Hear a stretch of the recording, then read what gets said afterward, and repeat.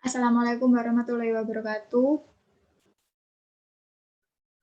Saya Ramadhanita Putri Halim Pratama dengan NRP 19.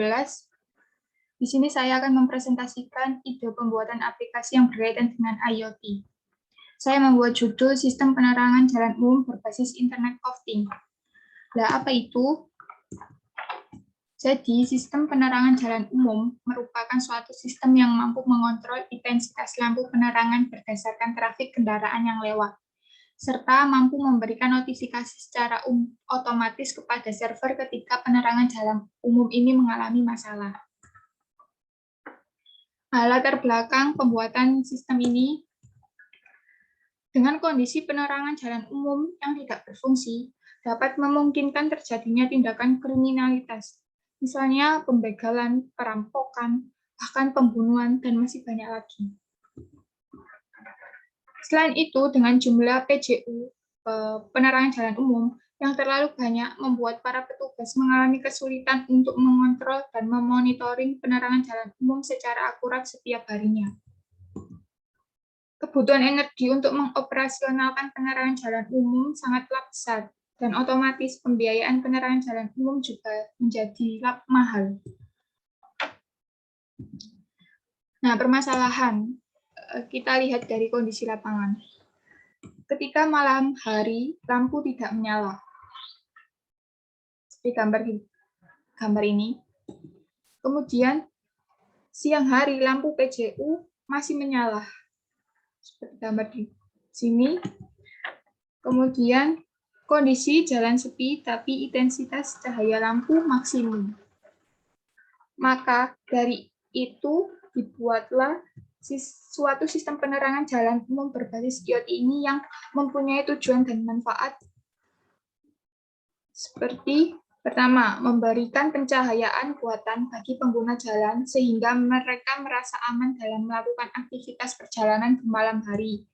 Kedua, mempermudah dan mempercepat respon petugas pemeliharaan dalam mengidentifikasi dan memperbaiki penerangan jalan umum yang bermasalah.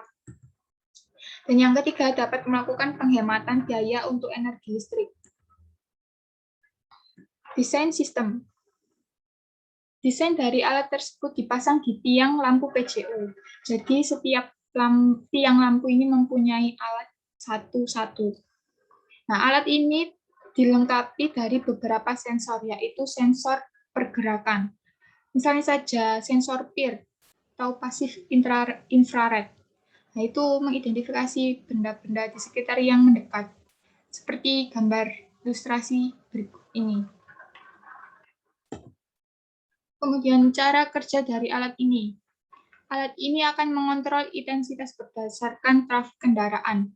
Apabila sensor tidak mendeteksi kendaraan yang bergerak, maka intensitas cahayanya menjadi 20%.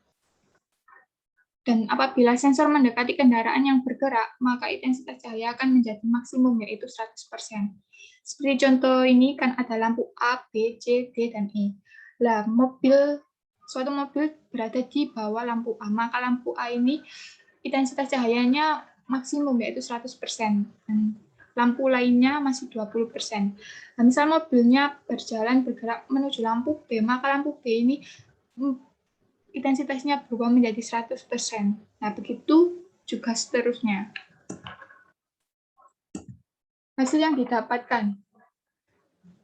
Nah, seperti ini, lampu PJU mengirimkan data ke gateway.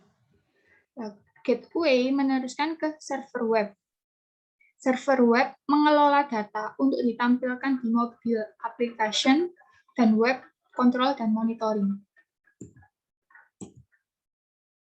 Nah, untuk web control dan monitor sendiri tampilannya akan seperti ini. Nah, ini mempunyai dua fungsi, yaitu mengontrol, misalnya pengawasan lampu, nyala atau tidak, terus bagaimana lalu lintas kendaraannya, lancar atau tidak. Gitu.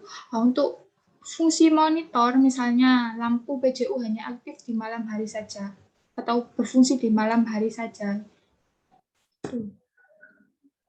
Nah, untuk tampilan mobil aplikasinya seperti ini.